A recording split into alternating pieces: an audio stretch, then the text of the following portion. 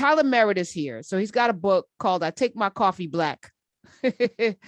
And your first chapter, you talk about, trying to exercise every day and this walk that you take. And, I think you said you're vegan. Are you I'm vegetarian. I'm not vegan. Don't get crazy now. Don't get crazy.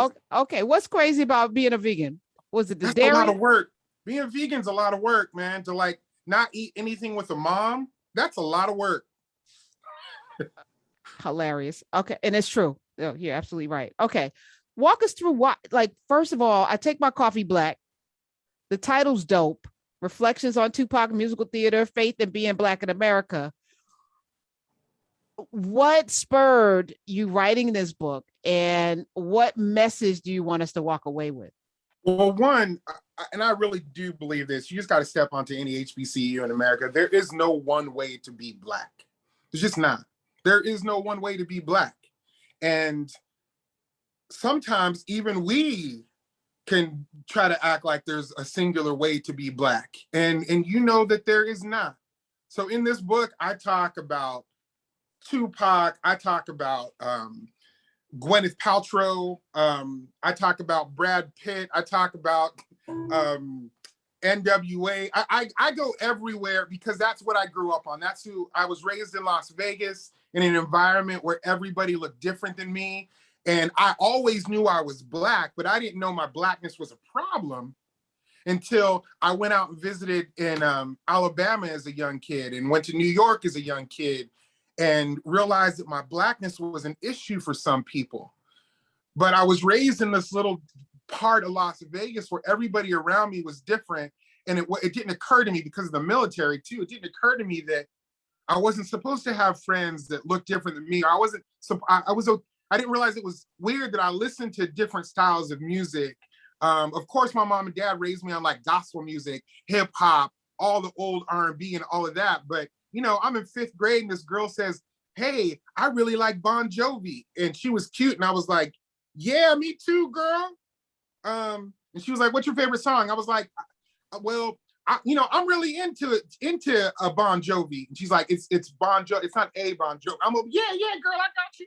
I had my mom take me to the BX on bass and buy the Slippery When Wet album, memorized the whole record that night. Came back the next day talking about, girl, that song Wanted Dead or Alive, where he says, "I got 6 string on my back." And she was like, okay. For me, I was finding color in all these things around me. I was finding brilliance in all these things around me. But what I didn't realize, Karen, is that as I continued to grow up with that kind of proximity to people, that when I got to a certain age, that would be my superpower, right?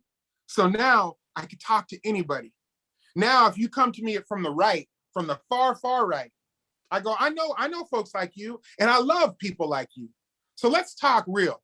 Or if you come to me from the super duper far left and say, this is how it is, I can go, okay, I know, I've been with you and I love people like us. Let's discuss. So in this book, I tried to put together flavors of real life Blackness. There's a lot of history in it, but I kind of sneak it to you in a very humorous way and enter those stories to you of history through the stories that I tell. And I also, because I really do believe this part, that to really get to know somebody, there has to be a little bit of fear in your writing. Like if you're going to tell somebody about who you are, it has to be fearful to you a little bit. So I become super transparent in this book.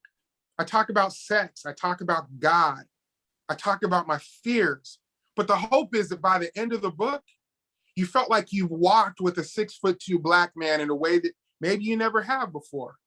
And not just for white people, but for my brothers and sisters who need to read a book that isn't one note, that isn't one thing. When we walk out of here, I was in a book club with all Black book club, which is the best part about it is there were men in it, because there's rarely ever men in book clubs. And they were all sitting around being like, bro, like, I feel me in this book, but this book feels full of so many other things than just a singular lane of Blackness. And I'm like, because I don't know many Black people that walk in a singular lane at all. I don't know any. So we need to stop having books that make it look that way. We need to start reading stories that make it look that way. And we need to start telling people who we are for real so that they know we are colorful, we are beautiful, we are Black, and we are so many shades of it. But I Take My Coffee Black is we are also like, there's no chaser involved, there's no cream or sugar. What you get is what you're gonna get. Like, you're gonna taste the bitterness, you're gonna taste it all.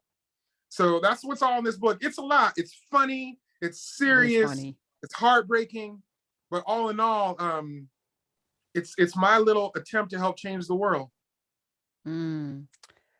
Tyler Merritt, TTM Project is where you can follow him on Twitter. Give me a piece of history that's buried in this book that we may not know. Oh man, I'm not going to get into all the details of it, but I will talk about this. Where my parents were, where they grew up at. They grew up in a little town called Eutaw, Alabama, Eutaw, Alabama.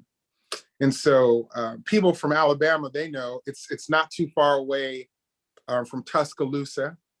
So it's about 30 minutes away from Tuscaloosa, but it's a tiny little Black town. At least in my mind it was, because when I got there, when I visited for the first time, on one side of the road, it's all Black. Like you go one right off the freeway, it's Black. The other way, it's white. And I always stayed in the Black area of town because that's where my parents grew up at. And this was the first time in my life, Karen, I'd only been around Black people, only. Like everybody. It was just, I was like, okay, this is just it. And I came in there as from a little boy from, Las Vegas. And, I had a kid walk up to me and go, "Hey, you Ken?" And I was like, "What?" And I looked at my cousin like, what is this dude saying? He said, "Hey, you Ken." And I was like, "No, I'm not Ken, I'm Tyler." And my cousin was like, "No, he's asking you if you're related. Are you Ken?" I'm like, my goodness. I didn't know. This is a lot of Black people. Like, there's a lot of Black over here. But come to find out, the reason why Eutaw is that way is because there's a thing, and you can Google it in history, and you can read my book. I don't want to get on all the details, but the Eutaw Massacre. The Eutaw Massacre, a period of time where Black people were attempting to find a way to have influence in their town, and the way they knew they could do it was through voting. And you better believe there were individuals who did not want Black people to vote. And the way to do that is to silence them, to kill them off. The Eutaw Massacre. So now, even when you go to Eutaw, today, it still feels like it was a Black side over here and a white side over here. And it's remnants of that. My parents who grew up there and went to high school didn't even know about the Eutaw Massacre. Because you know how it is. There's certain parts of our history we just don't want to teach. We'll talk about. But I put it in the book, and I talk about it a little bit more in detail. So you got to go get it. Y'all got to go get it. It is called I Take My Coffee Black. There's so much. I need you to come back. Reflections on Tupac's musical theater, faith and being Black in America. Tyler Merritt is his name. Will you come back? Sir? 100%, Karen. 100%. I adore you, by the way.